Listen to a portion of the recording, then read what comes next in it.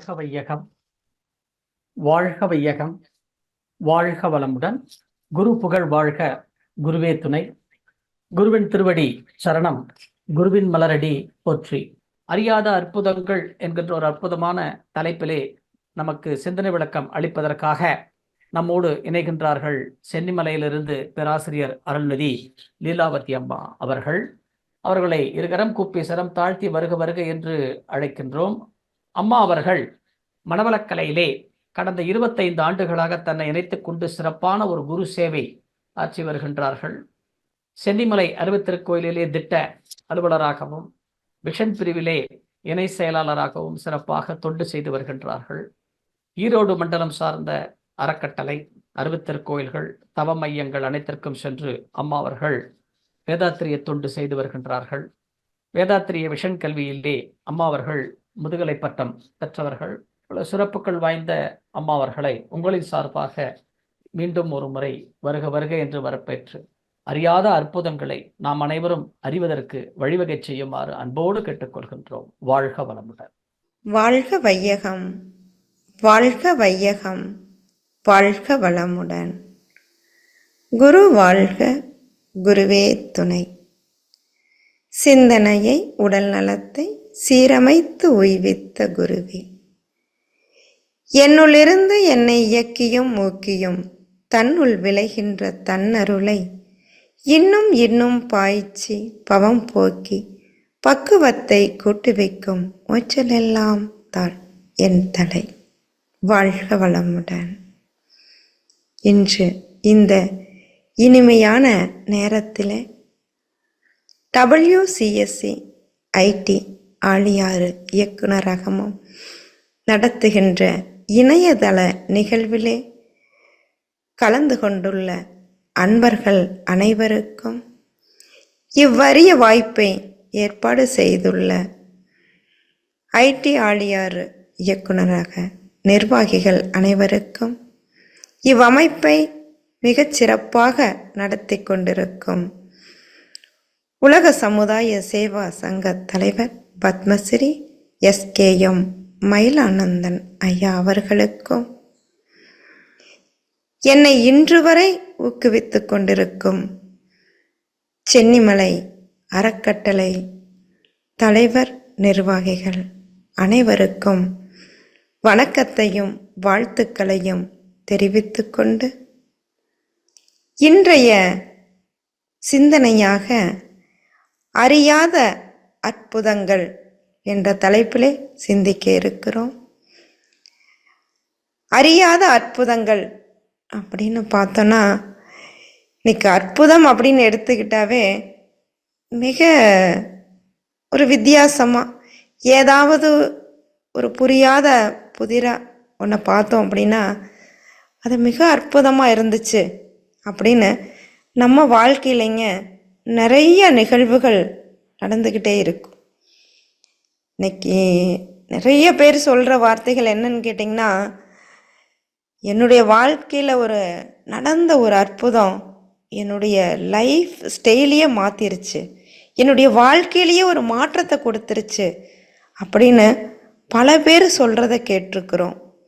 அந்த அற்புதங்கள் எப்படி ஒரு மனிதனை வாழ வைத்து கொண்டிருக்கின்றது, வழி தடுமாறாமல் மீண்டும் வாழ வைத்து காட்டுகின்றது அப்படிங்கிற உண்மையை ஒவ்வொருத்தரும் புரிஞ்சுக்கணுங்க. அப்போது நம்ம வாழ்க்கையை நடத்தி கொண்டு இருக்கக்கூடிய, நம்ம வாழ்க்கையில் பார்க்கக்கூடிய, கேட்கக்கூடிய அத்தனையும் நமக்கு ஒரு வழிகாட்டுதலாக இருக்குது. அந்த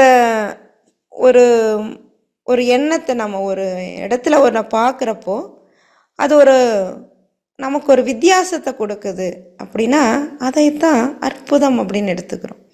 இப்போ எவ்வளவு அற்புதமாக இருக்குது இதை பார்க்கறதுக்கு, இதை கேட்கறதுக்கு. அப்போ புலன்களை கொண்டு எதை பார்க்கிறோமோ அதிலே ஒரு வித்தியாசமான ஒரு உணர்வு நமக்கு அற்புதமாக தெரிகின்றது.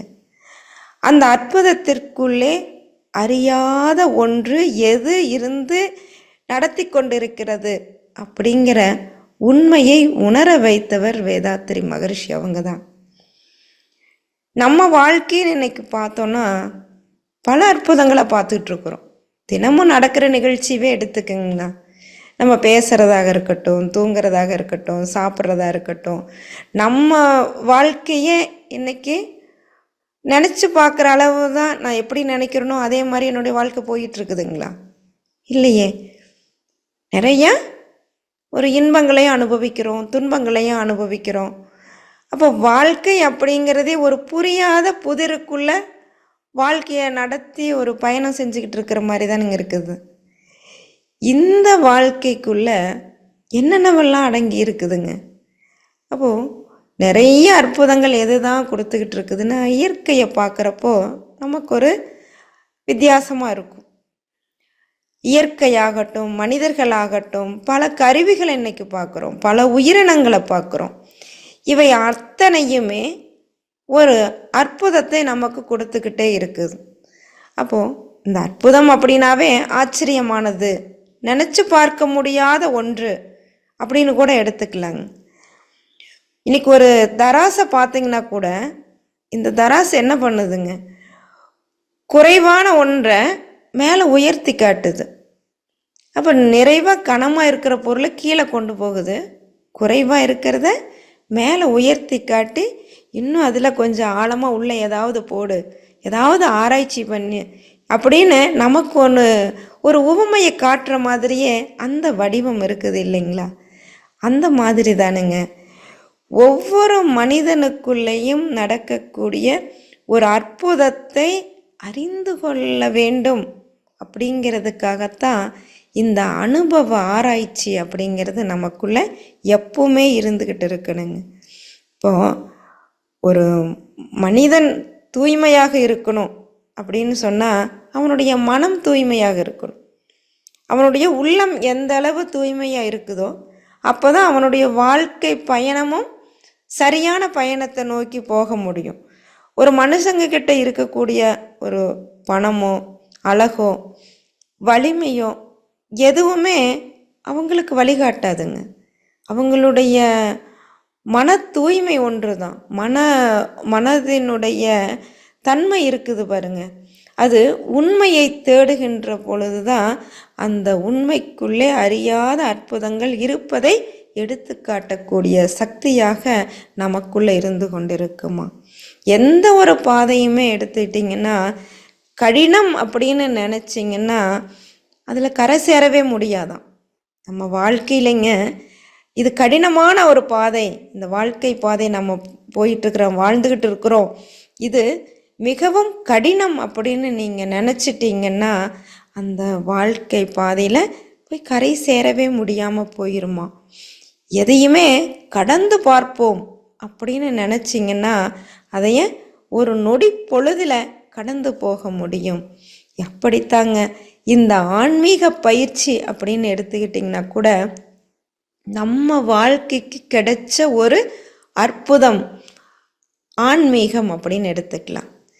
இந்த ஆன்மீகத்திற்குள்ளே அறியாத அற்புதங்கள் புதைந்து கிடக்கின்றன. அந்த புதையலை எடுத்து கொடுத்து நமக்கு புரிய வைத்து காட்டியவர் வேதாத்திரி மகரிஷி அவங்க மட்டும்தானுங்க. இன்னைக்கு சாதாரணமாக நம்ம வாழ்க்கையில் நடக்கக்கூடிய நிகழ்ச்சிகளை பாருங்க. ஒரு 1000 மைலுக்கு அப்பால் நடக்கக்கூடிய ஒரு நிகழ்வை நம்ம வீட்டில் டிவியில் பார்க்குறோம், நம்ம செல்ஃபோனில் கூட பார்க்குறோம். ஒரு சின்ன சைஸு இருக்கக்கூடிய அந்த ஒரு பொருளுக்குள்ளே, ஒரு செல்ஃபோனுக்குள்ளே ஒரு 1000 மைலுக்கு அந்த பக்கம் நடக்கக்கூடிய நிகழ்ச்சிகள் அப்படியே அந்த உருவம் அத்தனையும், தோற்றம், அவங்களுடைய பேச்சு திறமை அத்தனையும் நம்ம இத்தனோடு ஒரு செல்ஃபோனுக்குள்ளே உட்காந்து பார்த்துட்ருக்குறோம். இந்த நிகழ்வு எப்படி நடக்கின்றது? இந்த வானவியல் ஆராய்ச்சியில் எடுத்து பார்த்தீங்கன்னா இந்த சாமிஜி சொன்ன இந்த காந்த தத்துவம், இந்த காந்த அலை புள்ளிகள் மூலமாக இது நமக்கு இந்த பிரபஞ்சத்தில் பட்டு மோதி இங்கே இருக்கக்கூடிய இந்த காந்த புள்ளிகள் ஈர்த்து இது ஒரு வடிவமாக கொடுத்து கொண்டிருக்கிறது. இதை நம்ம பஞ்சபூத நவகிரக தவத்தில் சாமிஜி எவ்வளோ அழகாக சொல்லி கொடுத்தாங்க. இந்த இந்த கோள்கள் ஆகட்டும், நட்சத்திரங்கள் ஆகட்டும், ஒவ்வொன்றும் ஒன்றை மையமாக வைத்து சுழலுகின்ற பாதையில் ஒன்றோடு ஒன்று மோதிக்காம முட்டிக்காம தன்னுடைய பாதையில் எவ்வளவு அழகாக சுழண்டு ஓடிக்கொண்டிருக்கிறது, ஆற்றலை கொடுத்து கொண்டிருக்கின்றது. இந்த காட்சியை நீங்கள் மனதுக்குள்ளே நினச்சிங்கனாவே போதுங்க, அற்புதம் அப்படின்னா அப்பா இதை விட வேற அற்புதம் எங்கே இருக்க முடியும், இந்த வானத்தை அண்ணாந்து பார்த்தீங்கன்னாவே கிடைக்கும் பாருங்க. இதற்குள்ளே அறியாதது எத்தனை உள்ளே அடங்கி இருக்குதுங்க. அதையெல்லாம் சாமிஜி நம்மளை ஒரு தவத்தின் மூலமாக நம்மளுடைய மனோபலத்தை வச்சு பாவனை ஒன்றே போதும் பரமனை அடையும் வழி அப்படின்னு சொன்ன மாதிரி சாமிஜி அவ்வளவு அழகா பஞ்சபூத நவகிரக தவத்தில் இந்த பிரபஞ்சத்தையே சுற்றி காட்டினாங்க பாருங்க. எவ்வளவு ஒரு உண்மையை இதை நினச்சி பார்க்க முடியுதுங்களா? சாதாரண பாமர மக்கள் கூட ஒரு பஞ்சபூத நவகிரக தவம் செய்யுகின்ற பொழுது இப்படிப்பட்ட கோள்கள் எவ்வளவு அழகா வான வீதியில் சுழண்டு ஓடிக்கொண்டிருக்கின்றது. இதற்கும் நமக்கும் உள்ள தொடர்புகளை காட்டினாங்க. இது எவ்வளவு உயிர் கலப்பு பெறுகுது, இதற்கும் நமக்கும் என்னென்ன தொடர்புகள் இருந்து கொண்டிருக்கின்றது, எப்படி வழிநடத்தி சென்று கொண்டிருக்கிறது அப்படிங்கிறத மிக அற்புதமாக நமக்கு சாமிஜி எடுத்து காட்டியிருக்கிறாங்க. அப்போது இந்த மாதிரி நிறைய நாம் பார்க்கலாம். இந்த வான வீதியில் எடுத்துக்கிட்டிங்கன்னா இந்த காந்த அலைகள், காந்த புள்ளிகள் எப்படி நமக்கு கண்ணுக்கு தெரியாமல் இருந்து கொண்டு காட்சிகளை உருவகப்படுத்தி நமக்கு காட்டி கொண்டிருக்கிறது. இதற்கு எவ்வளவு விஞ்ஞான அறிவு இன்னைக்கு வேலை செஞ்சுக்கிட்டு இருக்குது. அவங்க அந்த ஞானிகளை எல்லாம் பார்க்கின்ற பொழுது மனம் எவ்வளவு ஒரு மிகப்பெரிய ஒரு பொக்கிஷத்தையே சாமிஜி நமக்கு காட்டியிருக்கிறாங்க அப்படிங்கிறத நினைக்கிறோம் இல்லைங்களா? இன்னைக்கு எவ்வளவோ தத்துவங்கள் வந்துருச்சுங்க. இப்போ எடிசன் கண்டுபிடிச்சு கொடுத்தார், அதையெல்லாம் இன்னைக்கு நம்ம அழகாக உபயோகிச்சுக்கிட்டு இருக்கிறோம். நியூட்டன் விதி ரொம்ப அழகாக சொல்லி கொண்டு போயிட்டே இருக்கிறோம். இன்னைக்கு எத்தனையோ பாடங்கள் நடத்துது, அதை வச்சு எத்தனை இன்றைய கண்டுபிடிப்புகள் ஆச்சரியப்படத்தக்க வகையில் இன்னைக்கு நடந்துக்கிட்டு இருக்குது. இதனுடைய மூலத்தை நோக்கி பார்த்தோம் அப்படின்னா பிரமிக்கக்கூடிய அளவு இருக்குதுன்னு சொல்லலாங்க. நியூட்டன் கண்டுபிடிக்கிறார் இல்லையா, ஒவ்வொரு பொருளையும் புவிக்கு ஈர்ப்பு விசை இருக்குது அப்படிங்கிறத எவ்வளவு அழகாக கண்டுபிடிச்சு சொன்னாருங்க. நம்மளுடைய வாழ்க்கையில் நம்ம எதை கண்டுபிடிக்கிறோம், இந்த அற்புதத்தை கண்ணால் பார்க்குறோம், ஆராய்ச்சிக்கு எடுத்துக்கிட்டு நம்ம அதை வாழ்க்கையில் கடைபிடிக்கிறோமா அப்படின்னு கொஞ்சமாவது ஒவ்வொருத்தரும் நமக்குள்ள ஒரு சிந்தனையை கொண்டு போகணுங்க. ஒரு ஆப்பிள் பழம் கீழே விழுகுது, அந்த பழத்தை யாருமே எந்த ஒரு பொருளை பார்த்தாலும் ஒரு சாப்பிடக்கூடிய ஒரு தன்மை இருக்கிறத உடனே என்ன பண்ணுங்க, சாதாரண மனிதனுடைய மனம் அதை எடுத்து சுவைக்க சொல்லும், அதை எடுத்து நம்ம சாப்பிடணும் அப்படிங்கிற ஒரு எண்ணம் தோணும். ஆனால் அந்த மனிதருக்கு அந்த எண்ணம் தோணலை, சுவைக்கு அடிமையாக அவர் மாறவில்லை. அல்லது அந்த பொருளை எடுத்து ஒரு பணம் சம்பாதிக்கலாம் அப்படிங்கிற ஒரு எண்ணம் இருந்தால் அதை எடுத்து யாரோ ஒருத்தருக்கு ஒரு வியாபாரமாக கொடுத்துருக்கலாம். அப்படி அந்த எண்ணமும் அந்த மனிதருக்கு இல்லை. அப்போ என்ன ஒரு எண்ணம் இருந்துச்சு, ஆராய்ச்சி என்ற ஒரு அறிவு அவருக்குள்ளே அடங்கி இருந்தது. அந்த அடங்கிய உள்ளே இருந்த அந்த அறிவு என்ன பண்ணுச்சுங்க, இது எப்படி இந்த பழம் கீழே விழுந்தது, இதற்கு என்ன சக்தி இருக்குது அப்படிங்கிறத உணர்ந்த பிறகுதான் அந்த புவிக்கு ஈர்ப்பு சக்தி இருக்கிறது அப்படிங்கிறத கண்டுபிடிச்சு இன்னைக்கு உலகெங்கும் அதை கொண்டு போயிட்டு இருக்கக்கூடிய ஒரு உண்மை நிலையை நமக்கு கொடுத்தாரு பாருங்க. இந்த மாதிரிங்க நிறைய சொல்லிக்கிட்டே போகலாம். இந்த விண்வெளி ஆராய்ச்சிகளாகட்டும், இனி விண்கற்கள் ஆகட்டும், இந்த கோள்களினுடைய தன்மை, இந்த கேலக்ஸி முழுவதும் எடுத்துக்குங்க நம்ம வாழ்க்கையில். இது எல்லாமே ஒரு அறியாத அற்புதத்தை நமக்கு எப்பொழுதுமே நிகழ்த்தி காட்டிக்கொண்டு இருக்கிறது அப்படின்னே சொல்லலாம். இந்த நிகழ்வுகளுக்குள்ள நம்ம வாழ்க்கையை நம்ம எப்படி கொண்டு போயிட்டுருக்குறோம், நம்ம எதெல்லாம் புரிஞ்சுக்கிட்டோம். அப்போது இந்த ஒரு சின்ன விஷயமா இருந்தால் கூட அதனுடைய நிகழ்வு, அதனுடைய மூலம் எங்கோ இருக்கிறது, முடிவு எங்கோ நடக்கிறது. ஒரு விதைய, ஒரு மரத்தை நீங்கள் விதை போட்டீங்க அப்படின்னா அந்த மரத்தினுடைய முழுமையை ஒரு மனிதனால் பார்க்க முடியறதில்ல. இன்னைக்கு ஒரு விதைக்குள்ள ஆயிரக்கணக்கான இலைகள் உள்ள அடங்கி இருக்குதுங்க.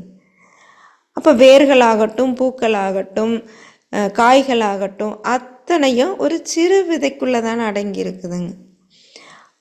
அத்தனையும் நம்மளால் கண்ணால் பார்க்க முடியுமா? முடியாது. அப்போது அதை மண்ணில் போட்டு அதனுடைய காலத்துக்கு தக்கவாறு அதனுடைய இலைகள், காய்கள், பூக்கள் இதெல்லாம் வந்து அந்த மரம் இன்னும் நிறைய விருட்சத்தை உருவாக்கி கொண்டே அது சென்று கொண்டிருக்கிறது. அப்போ மனிதன் அதை விதையை தூவுகின்ற வேலை மட்டும்தான் பார்த்துட்ருக்குறோம். அதை வளர்த்துகின்ற வேலை எல்லாமே இயற்கையிலிருந்து கிடைக்கின்றது. அப்போ இயற்கை நமக்கு எவ்வளவு அற்புதத்தை கொடுத்து கொண்டிருக்கிறது மனித வாழ்க்கையில் அப்படிங்கிறத ஒவ்வொருத்தரும் நம்ம புரிஞ்சுக்கணுங்க. இயற்கையில் பயிர்கள் எப்படி வானம் நோக்கி வளர்கிறத போல உயிர்கள் அத்தனையும் இறைவனை நோக்கி நகர்கிறதா. இதுதான் இயற்கையினுடைய சுபாவமா.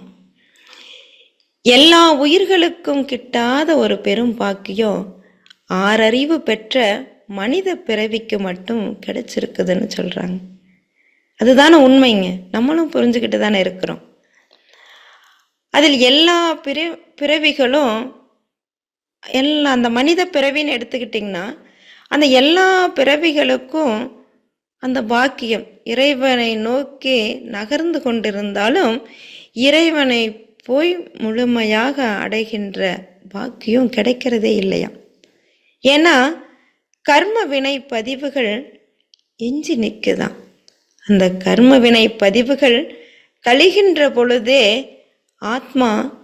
அந்த ஆன்மா தன் முழுமையை நோக்கிய பயணத்தில் வெற்றி பெறுகிறதாம்.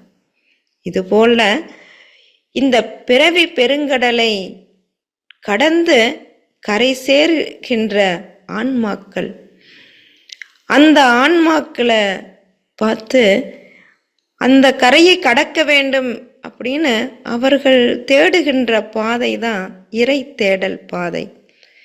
இந்த இயற்கை எப்படி மனிதர்களுக்குள்ளே இருந்து இயங்கிக் கொண்டிருக்கிறது. இந்த மனிதர்களும் இயற்கையோடு இணைந்து தன்னுடைய அறிவின் முழுமை பயணத்தை அடைந்து கொண்டிருக்கின்றார்கள் அல்லவா. அதை உணரணும் ஒவ்வொருத்தரும். அந்த பாதையினுடைய நோக்கத்தை நம்ம ஒப்பிட்டு பார்க்குறோம் அப்படின்னா தான் நம்ம போகிற பாதை சரியா அப்படின்னு உணர்ந்து கொண்டு அந்த உணர்வில் வாழ முயற்சி செய்து கொண்டு இருக்கிறோம். எப்படி பல லட்சம் சிப்பிகள் ஒன்றாக சேர்ந்து ஒரு முத்தாக மலர்கிறது, அதை போலத்தாங்க பல ஆயிரக்கணக்கானவர்கள ஒருவர் மட்டுமே இறைவனின் வாயிலை அடைய முடியுமா? எத்தனை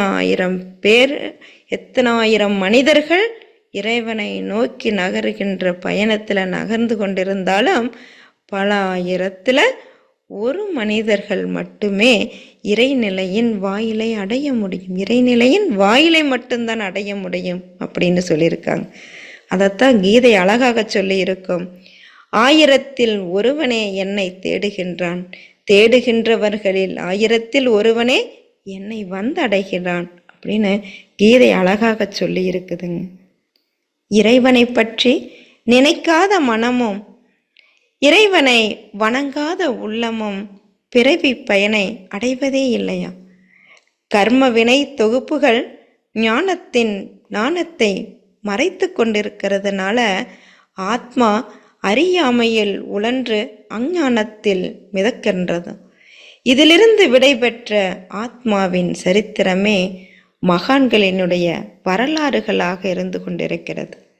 இன்னைக்கு ஒவ்வொரு மகான்களினுடைய சரித்திரத்தை படிக்கிறப்போ அவர்கள் வாழ்ந்த நோக்கம், அவர்கள் வாழ்ந்த விதம், அவர்கள் சமாதியான நிலை, இதையெல்லாம் நாம் நினைக்கிறப்போ மகான்களினுடைய வாழ்க்கை எவ்வளவு சிறப்பாக, எவ்வளவு அற்புதங்களை உள்ளடக்கியதாக இருக்கிறது அப்படின்னு நம்முடைய மனசுக்குள்ள ஒரு எண்ணம் தோணுது பாருங்க. அங்கிங்கு எனாதபடி எங்கும் பிரகாசமாய் ஆனந்த பூர்த்தியாகி அருளோடு நிறைந்தது எது? தன்னருள் வெளிக்குள்ளே அகிலாண்ட கோடியெல்லாம் தங்கும்படிக்கு இச்சை வைத்து உயிருக்கு உயிராய் தலைத்தது எது? மனவாக்கினில் தட்டாமல் நின்றது எது? என்று புதிரான இறைவனின் இரகசியத்தை அற்புதமான வார்த்தைகளிலே வடிவமைத்த இந்த இறை சிற்பியை அறியாதோர் யாராவது இருக்க முடியுமா? மகான்களிலே அத்வைதத்தையும் இறைநிலை விளக்கத்தையும் கவிகளாக படைத்தருளிய ஸ்ரீ தாயுமான சுவாமிகள், அவங்கள நினைச்சு பாருங்க. ஒவ்வொரு மகான்களினுடைய அற்புதங்களும் பல ரகசியங்களை உள்ளடக்கியதா இருக்குதுங்க. அப்படி இறைவனுடைய ரகசியத்தை அற்புதமான வார்த்தைகளிலே நமக்கெல்லாம் வடிவமைத்து கொடுத்தவர் தாயுமான சுவாமிகள். யோகானந்த பரமஹம்சர் அவருடைய குழந்தை பருவத்தில் அவர் சொன்னது அப்படியே நடந்துச்சுங்களா? இதெல்லாம் கேட்குறதுக்கே நம்மளுக்கு எவ்வளோ ஒரு ஆச்சரியமாக இருக்குது தெரியுங்களா?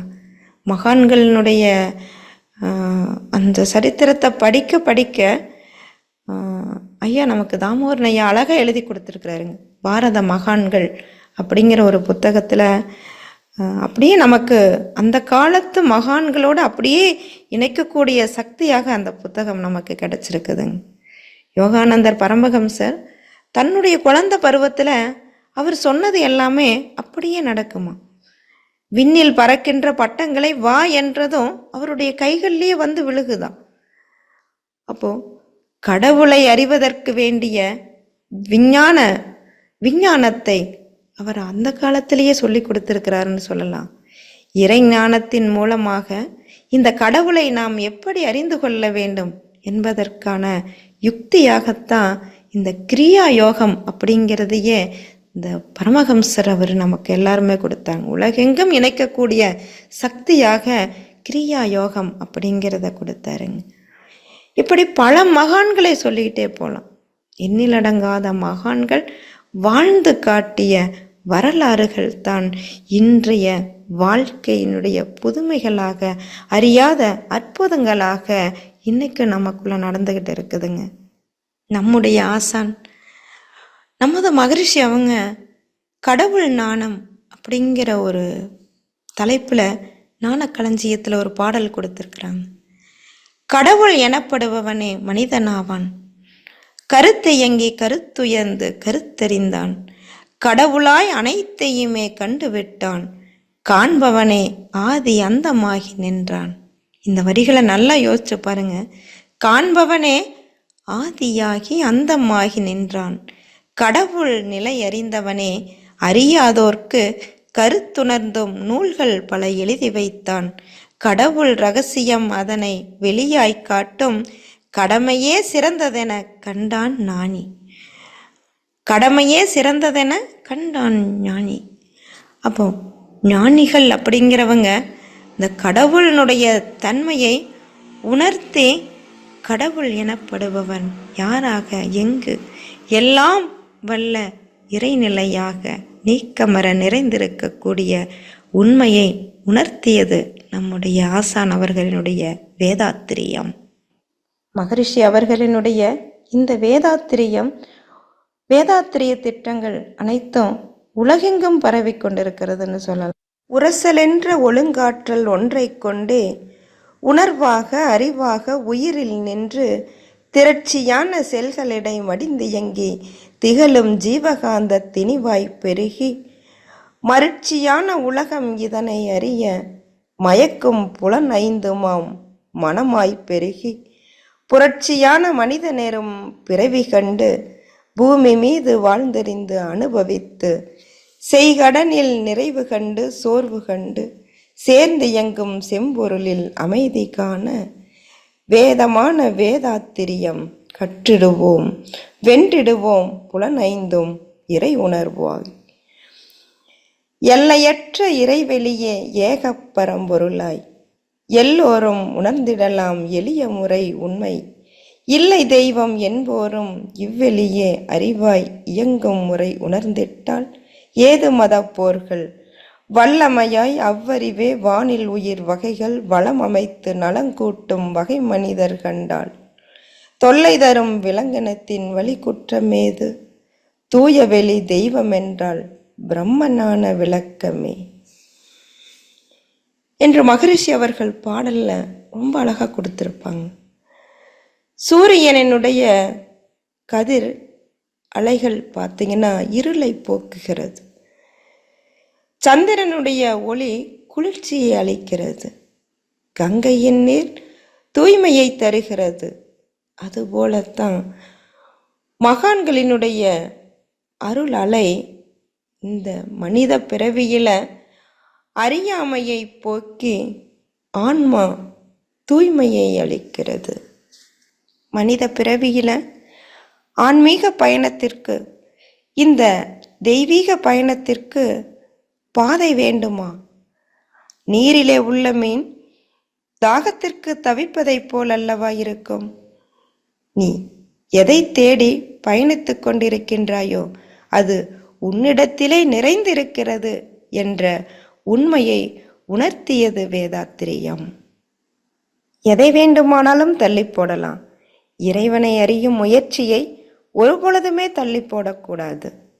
இறைவன் கொடுத்த பணியை நிறைவேற்றுவதற்காகத்தான் இந்த மனித உடல் பிறவி எடுத்திருக்கின்றது என்பதை ஒவ்வொரு நொடி பொழுதும் ஒவ்வொரு மனிதர்களும் உணர்ந்து கொண்டே இருக்க வேண்டுமாம். அற்புதம் நிறைந்த சரித்திரமே இந்த மனித பிறவி. பரிணாம சரித்திரத்திலேங்க இந்த மனித இனம் அப்படிங்கிறது பல பல ஜீவ இனங்களை தாண்டித்தானே வந்திருக்கிறது. இந்த அறியாத உண்மையை தெரிய வைத்தது மகரிஷி அவர்களினுடைய பிரம்மனான விளக்கம் அப்படின்னு கூட சொல்லலாமா. பல மகான்கள் சிந்திச்சு எழுதி கொடுத்திருந்தாங்க. திருமந்திரத்துல சொல்லுவாங்க பாருங்க, அணுவில் அணுவினை ஆதி பிரானனை அணுவில் அணுவினை ஆயிரம் கூறிட்டு அணுவில் அணுவை அணுக வல்லார்க்கு அணுவில் அணுவை அணுகலாமே. திருமந்திரம் ரொம்ப அழகா சொல்லியிருக்கு. அணுவை பற்றி அணுவினை ஆதி பிரானனை. அப்போ உண்மையான ஒரு இறைநிலையை, இறை சக்தியை ஒவ்வொருத்தரும் புரிந்து கொள்வதற்கு எத்தனையோ மந்திரங்கள் ஓதப்படுகின்றன. எத்தனையோ சக்திகள் எங்கும் பரவி கொண்டிருக்கின்றன. இந்த உண்மையை அறிஞ்சுக்கிட்டோம், தெரிஞ்சுக்கிட்டோம். அப்போ நமக்குள்ள அறியாத அற்புதங்கள் ஆயிரம் ஆயிரம் இருந்துக்கிட்டு இருக்குதுங்க. புரியாத புதிர்கள் நிறைய இருக்குது. தெரியாத தத்துவங்களும் நிறைந்து கிடக்கின்றது. நம்முடைய வாழ்க்கையில நம்ம காதுகளுக்கு எட்டக்கூடிய நல்ல ஒரு வார்த்தைகளை நம்ம கேட்போம். நல்ல சிந்தனைகளை நமக்குள்ள எப்பொழுதுமே கொண்டு வரணும். அதற்காகத்தான் நம்ம தேடுகிற இடம் எதுவாக இருக்குதுங்க? இறை தேடல்னு சொல்லலாம். சாப்பிட்ற இறை தேடுறதும் ஒரு தேடல் தான். இறைவனை தேடுதலும் ஒரு தேடல்னு சொல்லலாங்க. அப்போது ஒரு ஆன்மீக பயணம், இறைவனை தேடுதல், இறை சக்தியை உணர்ந்து கொள்ளுதல், இந்த உலக நியதிகளை அறிந்து உலகத்தோடு இயற்கையோடு இணைந்து வாழ கற்றுக்கொள்ளுதல். இதுதான் மனித பிறவியினுடைய நோக்கமாக எல்லா உயிரினங்களுக்கும் இருந்துக்கிட்டு இருக்குதுன்னு சொல்லலாம். தன்னுடைய வாழ்க்கையை எப்படி வாழ்கிறது? ஒரு பறவை எடுத்துக்கிட்டிங்கன்னா கூட அது கூடு கட்டும், அது குழந்தைகளை உருவாக்குது, அதுக்குள்ளே பறக்கக்கூடிய சக்தியை கிடைக்குது. ஒரு நாள் அதுவும் மறைந்து போய் விடுகிறது. மனிதன் எப்படி மாண்டு விடுகிறானோ அதை போல அனைத்து உயிர்களுக்கும் ஒரு சக்தி போய்க்கொண்டே இருக்கிறது. இந்த இறை தேடல்ல இன்னைக்கு மனிதன் அறியாமையில் சிக்கிக்கிட்டு இருக்கிறது என்னன்னு கேட்டிங்கன்னா,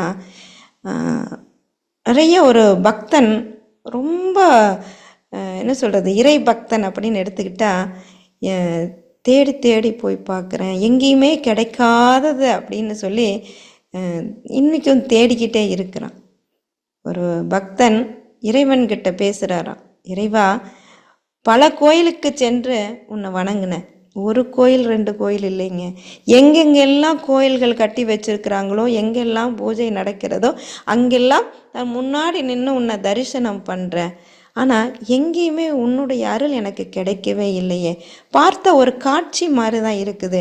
எப்படி சினிமாவில் படத்தை பார்க்குறனோ அந்த மாதிரி உனக்கு அலங்காரம் பண்ணுறாங்க, அபிஷேகம் பண்ணுறாங்க, அந்த மாதிரி ஒரு காட்சிகள் மாதிரி தான் கிடச்சிக்கிட்டு இருக்குது.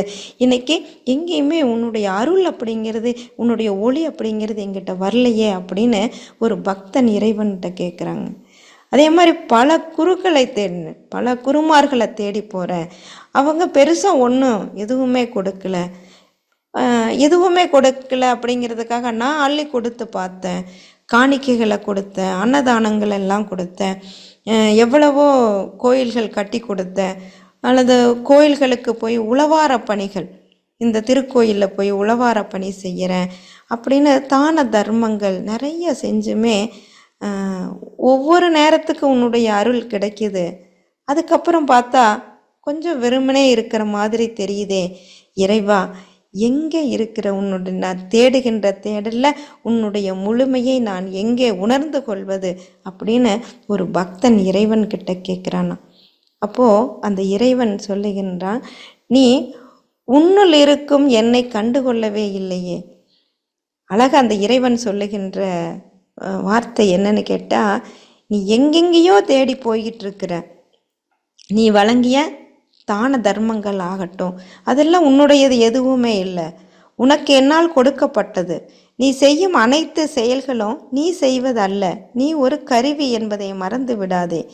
எந்த ஒரு செயலையும் உன்னை கொண்டு நீ செய்கின்ற அனைத்து செயல்களும் உன்னை கொண்டு நான் இயக்கிக் கொண்டிருக்கின்றேன். உனக்குள்ளே இருக்கக்கூடிய இறைவன் இயக்கிக் கொண்டிருக்கின்றான். நீ இல்லை என்றால் அவ்விடத்தில் வேறு ஒருவர் வந்து விடுவார் என்பதை மறந்து விடாதே. நீ இன்னைக்கு எனக்கு உதவி செய்யலை அப்படின்னு என்னைய மறந்துட்ட அப்படின்னா நான் இன்னொருத்தரை வச்சு அந்த காரியங்களை நான் செய்து கொண்டே தான் இருப்பேன், மற்றவர்களை இயக்கி கொண்டே தான் இருப்பேன். அதனால் நீ உனக்குள்ளே இருக்கக்கூடிய என்னை கண்டு கொள்ளாம எங்கேயோ தேடி எதையோ தேடி போய்கொண்டிருக்கின்றாயே, அதனால் உனக்குள்ளே தேடிப்பார் அப்படின்னு அழகா இறைவன் நமக்கு அந்த பக்தனுக்கு தெளிவுபடுத்தினான். அப்படிங்கிற ஒரு இதையை கேட்டு பார்க்குறப்போ நமக்கு அது உண்மையாக தானே தோணுதுங்க. இன்னைக்கு நம்ம வாழ்க்கையில் எவ்வளவு தேடல்கள் இருந்தாலும் அதில் முழுமை அப்படிங்கிறது கிடைக்குதா அப்படின்னா, ஒரு சிலர் பார்த்தீங்கன்னா எந்த நேரம் கோயில் கோயில்னு போயிட்டே இருப்பாங்க. ஒரு காலத்தில் முதல்ல நான் போயிட்டு இருந்தேன், இன்னைக்கெல்லாம் விட்டுட்டேன். இன்னைக்கு நிறைய பேர் சொல்கிறது அதே தானுங்க. நிறையா மன்றத்துக்கு எந்த நேரம் மன்றத்திலேயே உட்காந்துருந்தேன், இன்னைக்கு மன்றத்து பக்கம் எட்டி கூட பார்க்க மாட்டேங்கிறேன். அந்த மாதிரி வாழ்க்கை போயிட்டுருக்குது. அப்போது எப்பொழுதும் நமக்குள்ளே இருக்கக்கூடிய இறை சக்தியை கண்டு வணங்கி அதனோடு பயணம் செய்யக்கூடிய வாழ்க்கையை நம்ம நெறிப்படுத்திக்கணும், முறைப்படுத்திக்கணும் அப்படின்னு சொல்லுவாங்க. அப்போது அப்படி ஒரு வாழ்க்கை நமக்குள்ளே வந்துருச்சு. இப்போ தினமும் நம்ம உடற்பயிற்சி செய்கிறோம், தினமும் தியானம் செய்கிறோம், தன்னுடைய கடமைகளை நான் சரியான முறையில் நான் செஞ்சுக்கிட்டு இருக்கிறேன். அப்படிங்கிறப்போ இந்த என்னை இயக்குவது நான் அல்ல, இறைவன் அப்படின்னு முழுமையாக எனக்கு அப்பாற்பட்ட இறை சக்தி என்னை இயக்க வைத்து கொண்டிருக்கின்றது என்று என்னைக்கு நம்ம முழுமையாக இறைவனை நம்புகிறோமோ, இறைவனிடத்தில் நம்மை ஒப்படைக்கின்றோமோ, அப்பொழுதுதான் நமக்குள்ள காண்பது அனைத்தும் உண்மை என்பது தோன்றும். கடவுள் அழகாக சொல்லுவார், என்னைக்கு நீங்கள் காண்பவை அனைத்தும் நானாக இருப்பேன் என்று இறைவன் கூறுகிறான். இறைவன் அழகாக சொல்கிறது என்னன்னு கேட்டிங்கன்னா, நீ என்னைக்கு அத்தனையும் இறைவன் நடத்துகிறார் என்று நீ நினைக்கிறாயோ அப்பொழுது நீ காணுகின்ற பொருள் அத்தனையுமே நானாக தெரிவேன். அப்போ எந்த பொருளை பார்த்தாலும் இது இறைவனுடைய பொருள். நம்ம சொல்கிறோம் இல்லைங்களா, கீதையில் சொல்கிற மாதிரி கேட்கும் குரலிலே நின்றன் கீதை ஒலி கேட்டேன், பார்க்கும் பொருளிலே பார்க்கும் மரங்களிலே நின்றன் பச்சை நிறம் கேட்டேன். அந்த மாதிரி எந்த இடத்திலும் அனைத்தும் இறைவனுடைய சக்தி அப்படின்னு உணர்ந்துட்டோம் அப்படின்னா எல்லாமே இறை சக்தியாகத்தான் தோணும். எல்லாம் இறைவனுடைய உருவங்களாக, இறைவனுடைய வடிவங்களாக, அந்த அப்பாற்பட்ட அற்புதத்தை உணரக்கூடிய தத்துவ விளக்கம் நம்மளுடைய வேதாத்திரி மகரிஷி அவங்க கொடுத்தது தான். அதை என்றைக்குமே நம்ம வாழ்க்கையில் மறக்கவே முடியாததுங்க. இதை உணர்றதுக்கு கூட ஒரு சின்ன கதை ஒன்று இருக்குங்க. ஒரு அரசன் நாட்டை ஆண்டு கொண்டு இருக்கிறான். அந்த அரசர் ஒரு முனிவரை தேடி போகிறார்.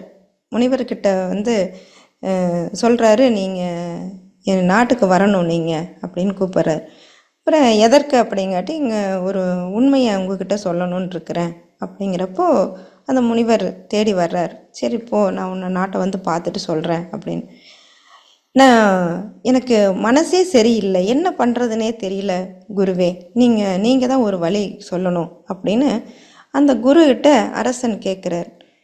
அப்போ அரசனிடத்தில் அந்த குரு, ஏன் நாடு நல்லா தானே இருக்குது, நாட்டு மக்களையெல்லாம் நீ நல்லா பார்த்துக்கிறியா அப்படின்னு கேட்குறாரு.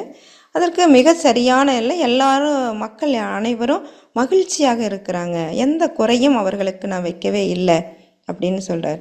அப்போ படை பலன்கள் சரியாக இருக்கிறதா? இப்போ யானைப்படை, குதிரைப்படை, படை வீரர்கள் இவங்க எல்லாம் சரியான முறையில் இருக்கிறாங்களா? அண்டை நாட்டு மனிதர்கள் உன்னிடத்துல வரும் பொழுது அதை பாதுகாக்கக்கூடிய சக்தி உன்னிடத்துல இருக்குதா அப்படின்னு கேட்குறப்போ அதையும் கூட்டி கொண்டு போய் காட்டுறார். எல்லா பலன்களும் தேவைக்கு அதிகமாகவே நான் வளர்த்து வச்சிருக்கிறேன், எந்த அண்டை நாட்டுக்காரரை என்கிட்ட மோத முடியாது, அந்த அளவு படை பலன்கள் என்கிட்ட மிக அதிகமாகவே இருக்கிறது. வேற என்ன உனக்குங்கட்டி, எல்லாமே இருந்தும் என்னுடைய மனம் ஏனோ தடுமாறுகிறது, எதையோ எந்தோ ஒரு இடத்துல தடுமாறி நிற்கிறேன் அப்படிங்கிறப்போ ஒரு குரு கேட்குறார், அப்போ நீ என்ன பண்ணணும்னு நினைக்கிற, உன் மனசுக்குள்ளே என்ன பண்ணணும்னு நினைக்கிற? இன்னைக்கு வாழ்க்கை அப்படி தானேங்க இருக்குது.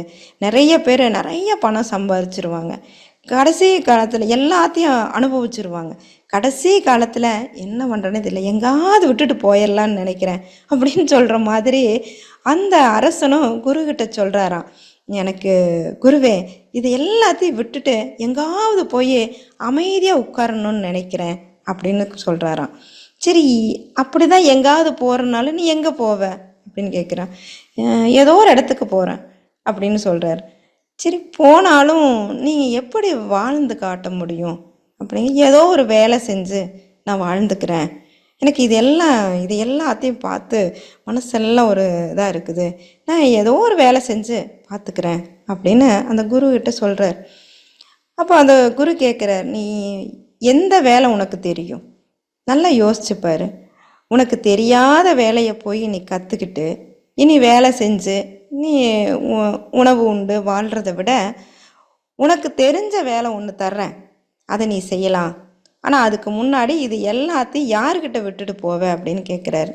அதுதான் தெரியல குருவே, இது அத்தனையும் இந்த அரசாட்சியை நான் யாருக்கிட்ட ஒப்படைச்சிட்டு போகிறதுங்கிறது தெரியாமல் புலம்பிக்கிட்டு இருக்கிறேன் அப்படின்னு சொல்கிறார்.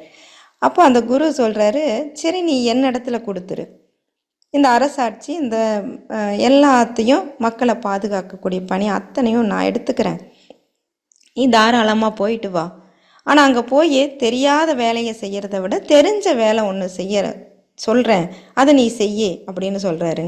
அப்போ உனக்கு தெரிஞ்ச வேலை என்னன்னா மக்களை பாதுகாக்கிறது, அரசாட்சி செய்வது தான் உன்னுடைய வேலை, இது என்னுடைய நாடு, எனக்கு நீ கொடுத்துட்ட, ஆனால் இந்த இதுக்கு நான் கட்டளை இடுகின்றேன், இந்த அரசவையை நீ சரியான முறையில் ஆட்சி செய்ய வேண்டும், இந்த நாட்டை ஆட்சி செய்யக்கூடிய பொறுப்பை நான் உன்னிடத்தில் விட்டு செல்கிறேன், 1 வருடம் கழித்து உன்னை பார்க்கிறேன் அப்படின்னு சொல்லிட்டு அந்த குரு தன்னோட இடத்துக்கு போயிடுறார். போயிட்டு 1 வருஷம் கழித்து திரும்பி வந்தாராம். பார்க்குறாரு, எல்லாம் நல்லா இருக்குதா, நான் விட்டுட்டு போன அரசாட்சி எப்படி இருக்குதுங்கிறாரு. உடனே அரசன் அப்படியே அவ்வளவு ஆனந்தமாக ரொம்ப சிறப்பாக செஞ்சிட்ருக்கிற, மக்கள் அதை விட முதல்ல இருந்ததை விட இப்போ மிக அற்புதமான மகிழ்ச்சியோடு வாழ்ந்துக்கிட்டு இருக்கிறாங்க. படை பலன்கள் இன்னும் அதிகமாக இருக்குது. அண்டை நாடுகள் எல்லாம் பிடிச்சு நல்ல ஒரு வாழ்க்கை நடந்துகிட்டு இருக்குது. சரி, அதெல்லாம் இருக்கட்டும், அரசே நீங்கள் எப்படி இருக்கிறீங்க அப்படின்னு கேட்குறப்போ எப்பத்தை விட மிக சந்தோஷமாக ஆச்சரியப்படக்கூடிய அளவில் மிக ஆனந்தமாக மகிழ்ச்சியாக இருக்கிறேன் அப்படின்னு அரசர் சொல்கிறாராம். அப்போ அந்த குரு விளக்கம் சொல்கிறாரு, இதே நாடு, இதே மக்கள், இதே அரசவை தான் இருந்துச்சு. 1 வருஷத்துக்கு முன்னாடி என்னால் இருக்க முடியல, இதெல்லாம் விட்டுட்டு போகிறேன்னு சொன்னது இன்னைக்கு இந்த 1 வருஷத்தில் நீ இந்த இடத்துல நின்று ஆட்சி செய்யக்கூடிய ஒரு பொறுப்பாளனாக இந்த இடத்துல நிற்கிறேன். இதற்கு ஒரே காரணம் என்னன்னு கேட்டால், என்னுடைய நாடு, என்னுடைய மக்கள் அப்படிங்கிற ஒரு எண்ணம் இருந்தது. அதை தாண்டி இது எல்லாத்தையும் எனக்கு கொடுத்துட்டேன். இது முனிவர் அவரோட குருவினுடைய ஒரு இடம், குரு நடத்தக்கூடிய ஒரு நாட்டினுடைய அரசாட்சி, இதில் நான் கருவியாக வேலை செஞ்சுக்கிட்டு இருக்கிறேன் அப்படிங்கிற உணர்வு வந்துகிற பொழுது, உணர்வு உனக்குள்ளே வந்ததுக்கப்புறம்தான் உன்னுடைய மனதில் ஒரு கனம் இல்லை, ஒரு பயம் இல்லாத ஒரு வாழ்க்கை உனக்கு சரியாக நடந்து கொண்டிருக்கிறது. இதே போலத்தான் எந்த ஒரு இடத்துல நம்மளுடைய வாழ்க்கை அப்படின்னு எடுத்துக்கிட்டிங்கன்னா, இது எல்லாமே ஒரு இறைவனால் படைக்கப்பட்டது, இறைத்தன்மையால் உருவாக்கப்பட்டது. அதுவே ஆட்சி செய்து கொண்டிருக்கிறது. எப்படி படைத்தல், காத்தல், அழித்தல் அப்படின்னு ஒரு சக்தியை கொடுத்தாங்களோ, அது உண்மையாக நம்மளால் படைக்கப்பட்டதும் இறைவனுடைய சக்தி. நம்மை சரிபடுத்தி வாழ வைத்து கொண்டிருப்பதும் இறைவனுடைய தன்மை.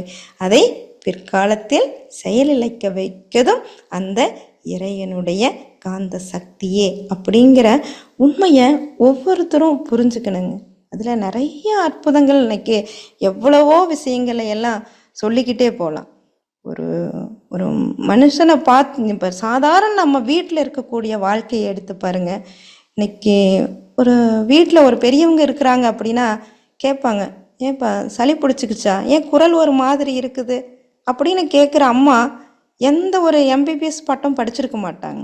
இப்போ டாக்டர் போய் டெலஸ்கோப் வச்சு பார்த்து நுரையீரலில் சளி இருக்குது அப்படிங்கிற சொல்கிறத ஒரு குரல் வச்சு நம்ம வீட்டு அம்மா கண்டுபிடிச்சி நமக்கு சொல்கிறாங்க இல்லைங்களா. நிறைய பார்த்தீங்கன்னா வானம் வடக்க கற்களாக இருக்குது, மழை வரப்போகுது அப்படின்னு சொல்லுகின்ற பாட்டி எந்த அறிவியலும் படிச்சிருக்கவே மாட்டாங்க. ஆடிப்பட்டம் தேடி விதை என்று சொல்லும் விவசாயி மழைக்காக கூட பள்ளிக்கூடத்து பக்கம் ஒதுங்கி இருக்கவே மாட்டாருங்க. பல 2 நாளைக்கு 4 நாளைக்கு முன்னாடி சமைச்ச காய்கறிகளை அமுதமாக இருந்தால் கூட அருந்தக்கூடாது என்று சொன்ன சித்தர்கள் அத்தனை பேருமே மைக்ரோபயாலஜி படித்து எந்த தேர்வுகள்லையுமே தேறி பட்டம் பெற்ற மாதிரி இதுவரையிலும் பார்த்ததே இல்லைங்களா. அப்போது எங்கே இருக்கிறது, எங்கே இருந்து வந்தது இந்த அறிவியல், இந்த ஆராய்ச்சி, இப்போ அது எங்கே போனது? இது எல்லாம் அனுபவமாக ஒவ்வொரு மனிதனுக்குள்ளேயும் இருந்து கொண்டிருக்கின்றது. இந்த அனுபவ ஆராய்ச்சியை ஒவ்வொரு மனுஷங்களும் உணர்ந்துக்கணுங்க. இன்னைக்கு வாழ்கிற குழந்தைங்க கொஞ்சம் மாடர்னாக வாழ்ந்து பழகிட்டாங்க. இந்த குழந்தைங்கள்லாம் இன்னைக்கு சொல்லும், அம்மா எனக்கு ஒயிட் சட்னி தான் வேணும், க்ரீன் சட்னி வேண்டாம் அப்படின்னு சொல்லும். அப்போது அந்த க்ரீன் சட்னியில் என்னென்ன சத்துக்கள் உள்ளே அடங்கி இருக்குது அப்படின்னு எடுத்து சொல்கிறதுக்கு இன்றைய பெற்றோருக்கு நேரம் இல்லாமல் போயிடுச்சுங்க. இன்றைக்கி டிவி விளம்பரத்தை பார்க்குறோம், அதுக்கு சொல்லி கொடுக்கக்கூடிய புரோட்டீன் ஆகட்டும், கலோரி, விட்டமின்ஸ் பற்றிய ஒரு விளக்கம் பெரிய அளவுக்கு இந்த சாதாரணமாக வீட்டு வைத்தியத்தில் சொல்லுவாங்க பாருங்கள். கொள்ளு சாப்பிட்டா சூடாக இருக்கும், எள்ளும் சுரக்காயும் குளிர்ச்சியை கொடுக்கும், பலாப்பழம் மந்தத்தை கொடுக்கும், மாந்தமாக இருக்கும், பச்சை பழம் கபத்தை கட்டும் அப்படின்னு சொல்கிறவங்க கையில் எந்த தெர்மாமீட்டரும் இருக்காது. அது எங்காவது தெரியுதுங்களா? ஆனால் அத்தனையும் ஞான அறிவு அவங்களுக்குள்ளே இருந்து வேலை செஞ்சுக்கிட்டு இருக்குது பாருங்க. அந்த கால அறிவியலின் அடையாளங்களை இன்றைய வணிக உலகம் தன் பங்குக்கு என்ன பண்ணிட்டு இருக்குதுங்க, சேதம் பண்ணிக்கிட்டு இருக்குதுன்னு கூட சொல்லலாம். இப்போ வயிறு உப்புசமாக இருக்குது, அந்தமாக இருக்குது அப்படின்னா கொஞ்சம் ஓமத்தை கறிக்கி 4 டம்ளர் தண்ணியை விட்டு இரவு நேரத்தில் கொடுத்தா அது சரியாக போயிடும் அப்படின்னு பெரியவங்க சொல்லியிருப்பாங்க. இந்த அனுபவ அறிவுக்குள்ள அறிவியலினுடைய அறியாத அற்புதங்கள் ஒளிந்திருக்கிறது அப்படிங்கிறத நம்ம உணர்ந்துக்கணும் இல்லைங்களா? இப்போ குழந்தைக்கே மாந்த கழிசல் வந்துச்சு அப்படின்னா வசம்ப சுட்டு சுருக்கி வசம்ப சுட்டு கருக்கி பாலில் கலந்து கொடுத்தா சரியாயிரும் அப்படின்னு பெரியவங்க இன்னைக்கு சொல்லியிருக்காங்க. ஆனால் இன்றைய விஞ்ஞானம், அமெரிக்க விஞ்ஞானம் என்ன சொல்லுது அப்படின்னா, அந்த வசம்பில் 0.0% அசரோன் அப்படிங்கிற நச்சுத்தன்மை இருக்குது அப்படின்னு சொல்லியிருக்குது. அந்த நச்சுத்தன்மையை தீயில சுட்டு கருக்கும் பொழுது நச்சுத்தன்மை இல்லாமல் போய்விடும் என்ற அறிவு, அனுபவ அறிவு அன்றைய மனிதர்களுக்குள்ளே இருந்திருக்கிறது. இன்னைக்கு நினைச்சாலும் அது வியக்க வைக்கக்கூடியதாக இருக்குதுங்க. இந்த வசம்புக்கு பேரே பிள்ளை வளர்ப்பான் அப்படிங்கிற பேர் வச்சுருந்தாங்களாம் முதல்ல. இதில் அற்புதமான மருத்துவ குணங்கள் அடங்கி இருக்கிறது அப்படிங்கிறத எப்படி முன்னோர்கள் உணர்ந்தாங்க? இப்போ சளி பிடிச்சது அப்படின்னா கற்பூரவள்ளி தழை, கொத்தமல்லியோடு தூதுவளை, துளசி என்று அப்படிங்கிற ஒரு தலையை போடலாம். அதே போல் சுக்கு, மிளகு, திப்பிலி, ஏலக்காய், சீரகம் இந்த 5ஐயும் வறுத்து பொடி செஞ்சு சரிக்கு சரியாக பனை வெல்லம் கலந்து ஒரு 3 சிட்டிகை அளவு கொடுத்தா பசி எடுக்காதவங்களுக்கு கூட பசி எடுக்குமாமா. இதையெல்லாம் உணர்த்துனாங்க பாருங்க. வாய்ப்புண்ணுக்கு மணத்தக்காளியும், பித்தத்திற்கு முருங்கைக்காய் சூப்பும், மூட்டு வலிக்கு முடக்கத்தான் கீரையும், உளுந்தங்களி, ராகிக்களி, கம்பு சாப்பாடு என விரியும் இந்த பட்டியலில் எந்த பல்கலைக்கழகத்திலும் படிக்காத பாமர மக்கள் காப்புரிமை பெறாத அடுப்பங்கரையிலே எத்தனை எத்தனை அற்புதங்களை பார்த்து கொண்டிருக்கிறோம். முன்னோர்களிடத்திலிருந்து வந்த இந்த அறிவியல் அறிவு இப்போது எங்கே போனது? இந்த அனுபவ அறிவு ஒவ்வொரு மனிதர்களுக்குள்ளே புதைந்து விட்டதா? ஒவ்வொரு மனிதனும் அக்கறையுடன் அடுத்த தலைமுறைக்கு கடத்துகின்ற அறிவாக இதை பயன்படுத்த வேண்டும். இப்படி அறியாத அற்புதங்களையும் தெரியாத தத்துவங்களையும் புரியாத புதிராக இருந்த அனைத்தையும் மனவளக்கலை என்ற ஒன்றின் மூலமாக நமக்கெல்லாம் எடுத்துரைத்த ஆசான் அவர்கள் தந்துவிட்டு போன பணியாக அனைத்து இடங்களிலும் மனவளக்கலை மன்றத்தினுடைய சிறப்பை நாம் எடுத்து செல்லக்கூடிய கருவியாக இருந்து செயல்பட வேண்டும்.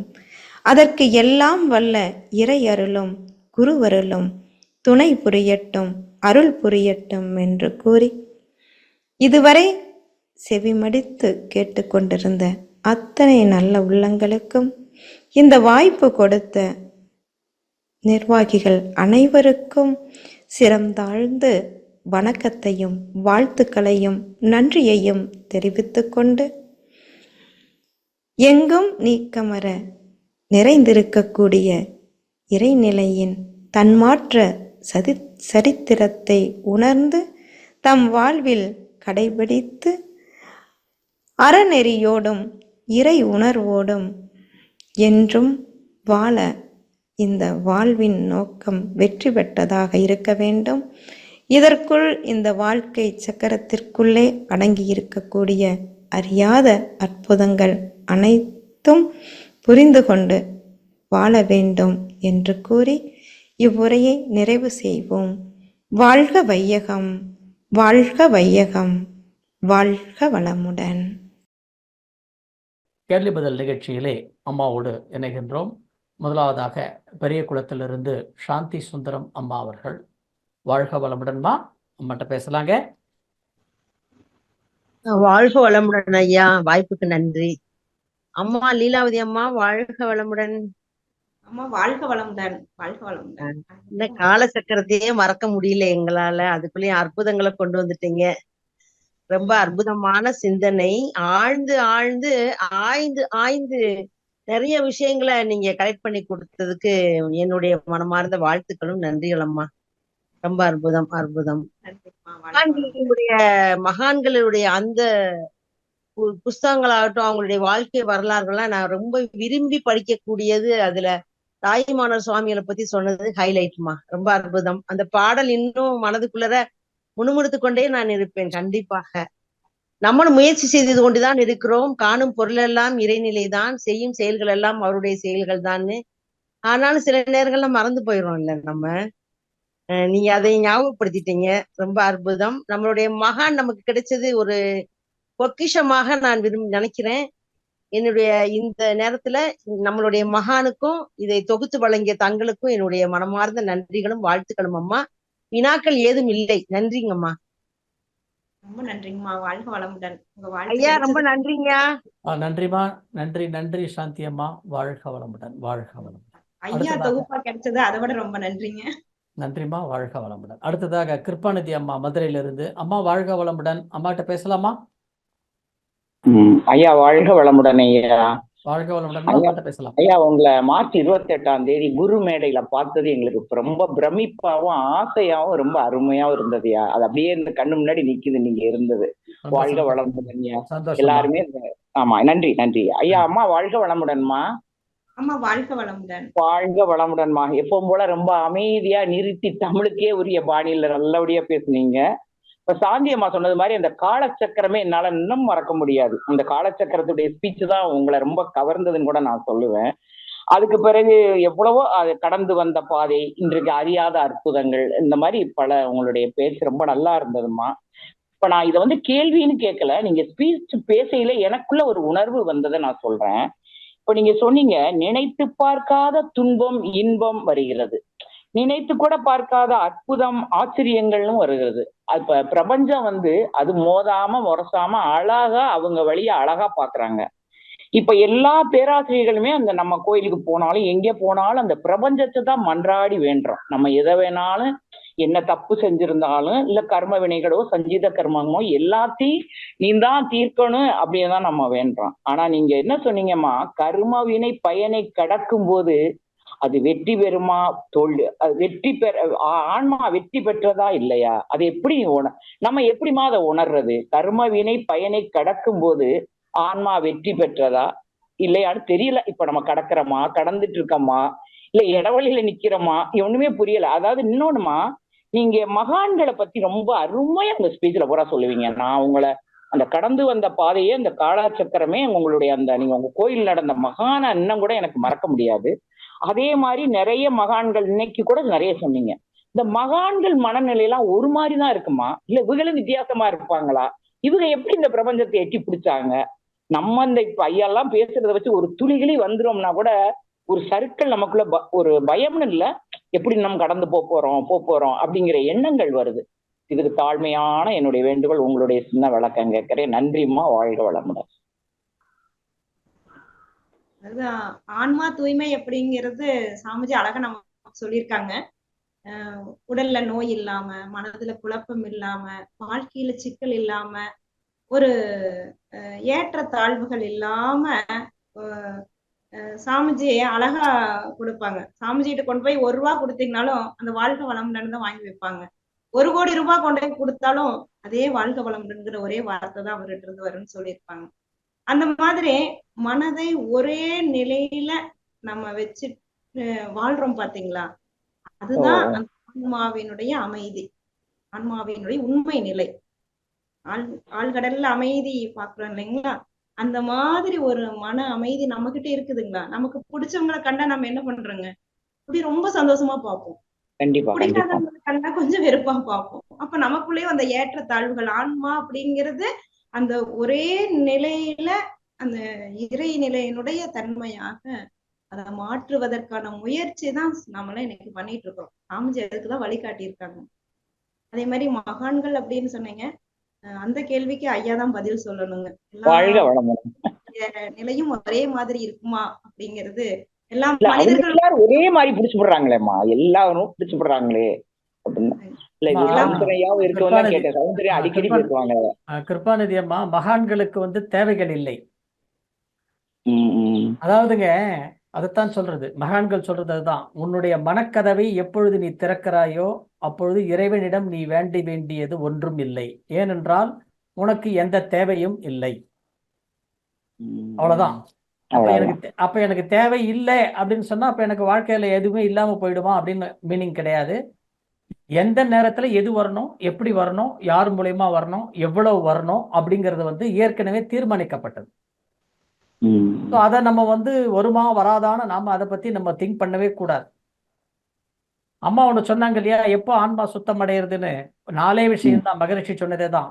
உடல்ல நோய் இல்லையா, உள்ளத்துல கலங்கம் இல்லையா, மனசுல குழப்பம் இல்லையா, வாழ்க்கையில சிக்கல் இல்லையா, அவ்வளவுதான் ஆன்மா உணர்ந்தாச்சுன்னு அர்த்தம். நம்ம பதிவுகள் கழிஞ்சித்துன்னு அர்த்தம்.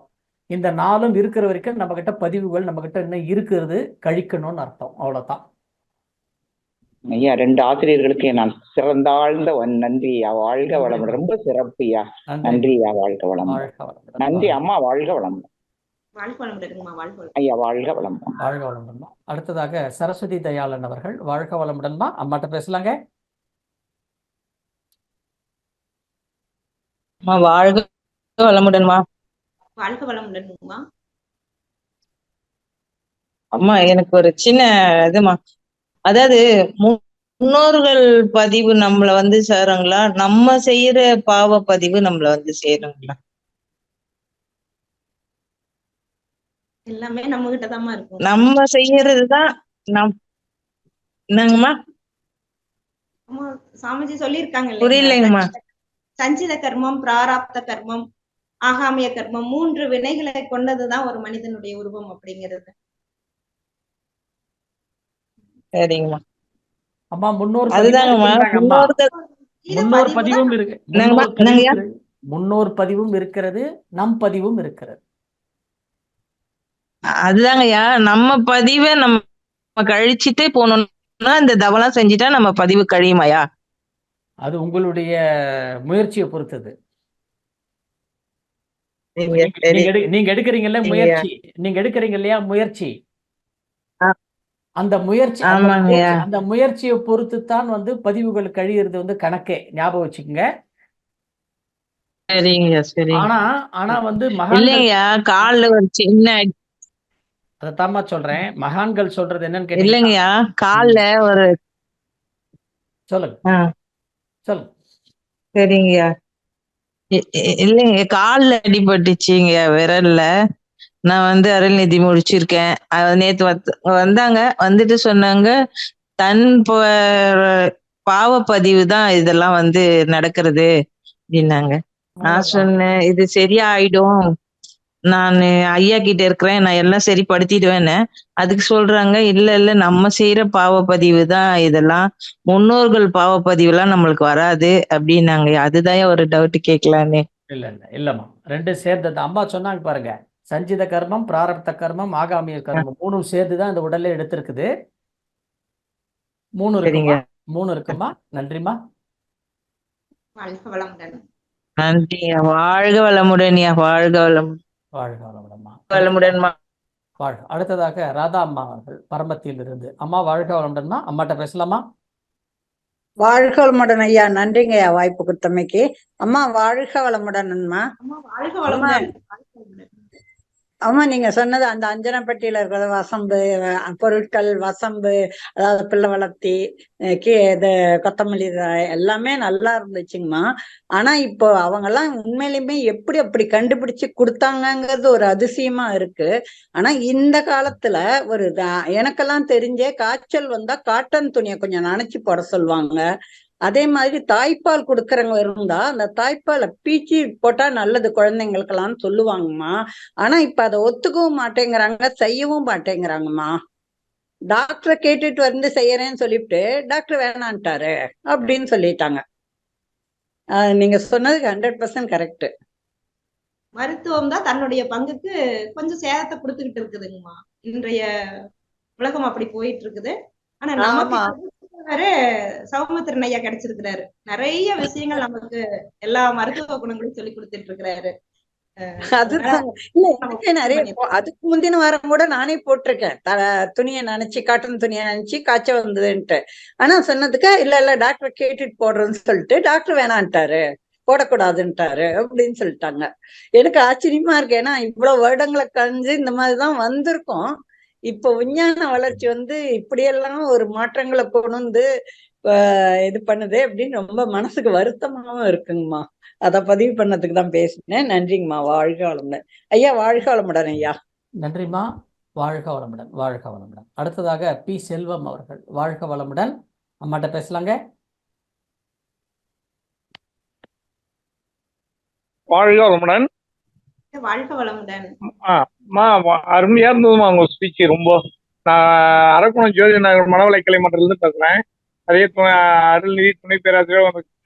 ரொம்ப அருமையா இருந்தது உங்க ஸ்பீச். மக்களுக்கு அந்த அஞ்சல் பெட்டி விவகாரம் எல்லாமே கர்மங்கள், பிரார்த்த கர்மம், இந்த இது எல்லாமே அருமையா பேசுறீங்க. அது நான் கேள்வி எதுவும் சந்தேகம் இல்லைம்மா. உங்களுடைய ஸ்பீச் ரொம்ப ரொம்ப நல்லா இருந்து மற்றவங்களுக்கு எடுத்து சொல்ற மாதிரி கருத்தும் நல்ல தெளிவும் தமிழும் நல்ல அருமையா நிதானமா பேசுனீங்க. வாழ்த்துக்கள்மா. எனக்கு 61 வயசு ஆகுது. ரொம்ப நல்லா இருந்ததுமா. நம்ம ஜோதியம்மா எங்கேயாவது மாணவர்கள் எடுத்து சொல்லும் போது உங்களுடைய கருத்துலாம் சொல்றதுக்கு எங்களுக்கு ஒரு நல்ல சித்தாவும் சொன்னீங்க, அஞ்சல் பெட்டி சொன்னீங்க, வீட்டுல இருக்கிற பொருளை பத்தி சொல்றீங்க, எல்லாமே நல்லா இருந்ததுமா. ரொம்ப நன்றி. வாழ்க வளமுடன். நன்றிங்க ஐயா, உங்க வாழ்த்துக்கு ரொம்ப நன்றி. வாழ்க வளமுடன். நன்றி. தேங்க்யூ. வாழ்க வளமுடன். மிக்க நன்றி செல்வம் ஐயா. அடுத்ததாக ஆழியார், வாழ்க வளமுடன். அம்மாட்ட பேசலாங்க.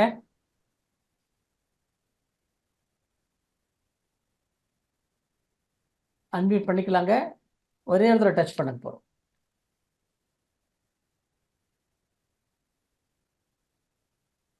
வாழ்க வளமுடன்ங்க. அன்மியூட் பண்ணிக்கலாங்க. ரைட். கோயம்புத்தூர்லேருந்து சேஷாச்சலம் ஐயா. ஐயா வாழ்க வளமுடன். அம்மாட்ட பேசலாம் ஐயா.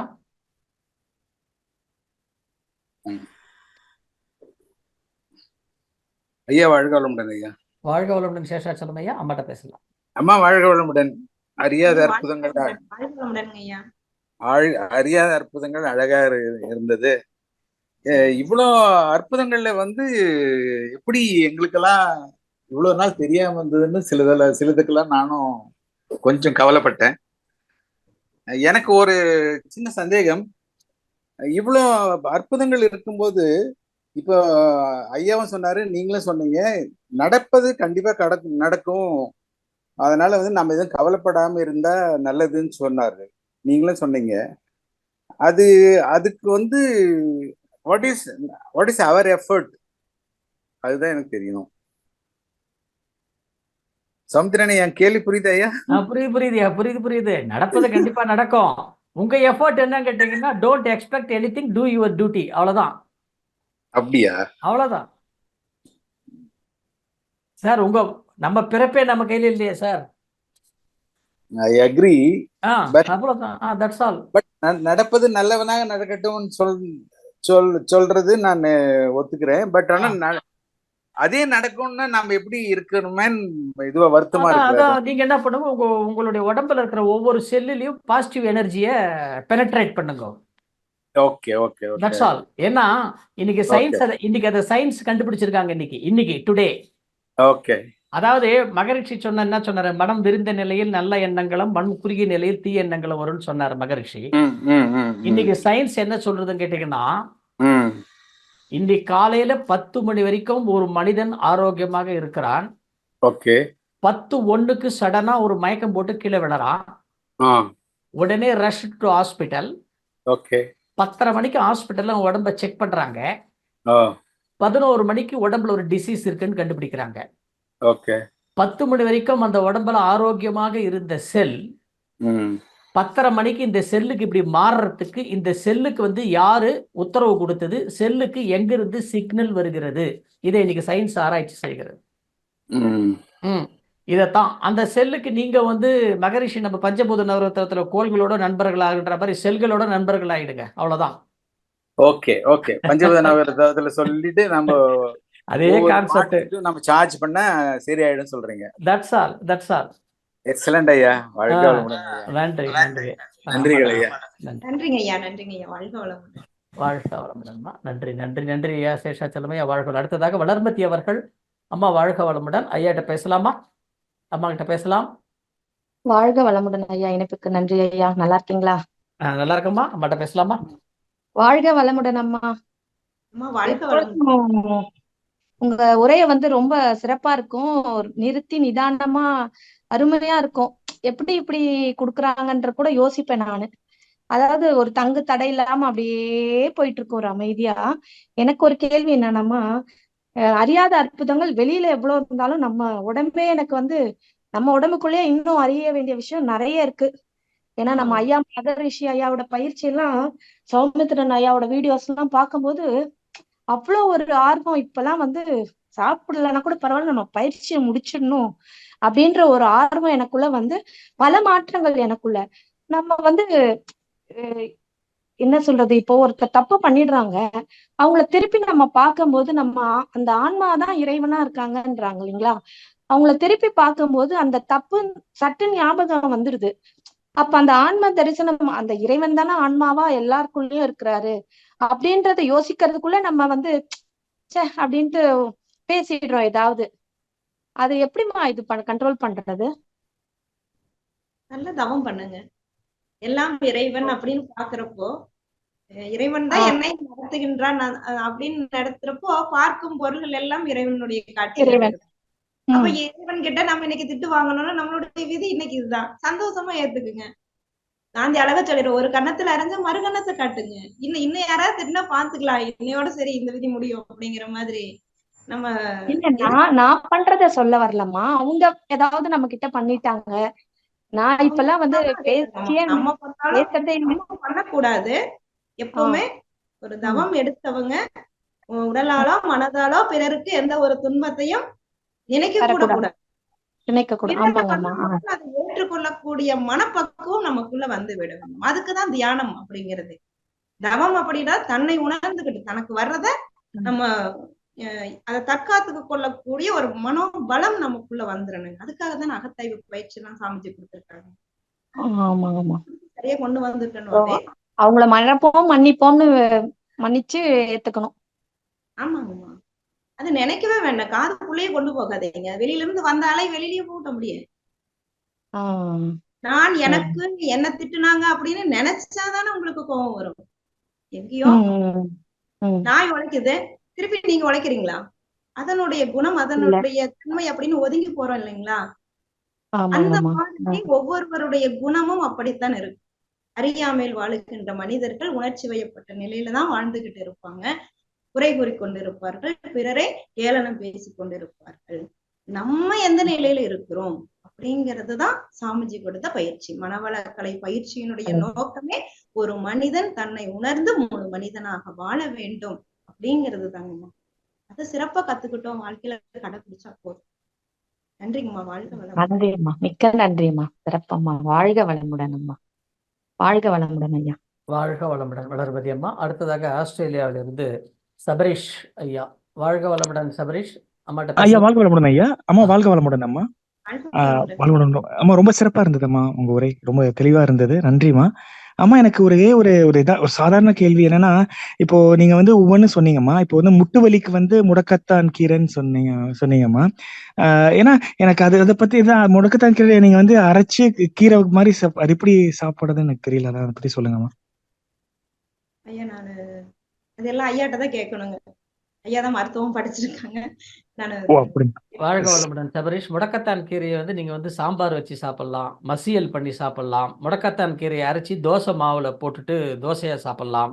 அடை மாவுல அரைச்சி போட்டு அடையா சாப்பிடலாம். எந்த வகையிலும் சாப்பிடலாம். இல்லைன்னா முடக்கத்தான் பொடியே விற்குது கடையில, பொடியாவும் நீங்க யூஸ் பண்ணலாம். வாட்டர்ல கலந்து டீ மாதிரியும் குடிக்கலாம், சூப் மாதிரியும் குடிக்கலாம். சரிங்க ஐயா. ரொம்ப நன்றி ஐயா. கண்டிப்பாங்க ஐயா. ரொம்ப தேங்க்ஸ். எங்க அம்மாக்கு நான் சொல்றேன். நன்றிங்க ஐயா. வாழ்க வளமுடன் ஐயா. சபரீஷ். நன்றி சபரீஷ். வாழ்க வளமுடன். வாழ்க வளமுடன். வாழ்க வளமுடன். மிக சிறப்புமா. ரொம்ப நன்றிங்க ஐயா. நன்றிம்மா. வாழ்க வளமுடன். எனக்கு வந்தது செஞ்ச புண்ணியம் பாக்கியம் அப்படின்னு மாதிரி ஒரு பெரிய ஒரு பாக்கியம். வாழ்க வளமுடன். நன்றிம்மா. எல்லாருமே மகரிஷியுடைய தூதுவர்கள் தானே. இன்னொரு அன்பர் இருக்காருமா, ரமேஷ் திக்காராம் அவர்கள். வாழ்க வளமுடன். அம்மாட்ட பேசலாங்க. வாய்ப்புக்கு நன்றி ஐயா. வாழ்க வளமுடன் ஐயா. வாழ்க வளமுடன்மா. ரொம்ப பாதிதான் கேட்க முடிஞ்சது. ரொம்ப நல்லா இயல்பா இருந்தது.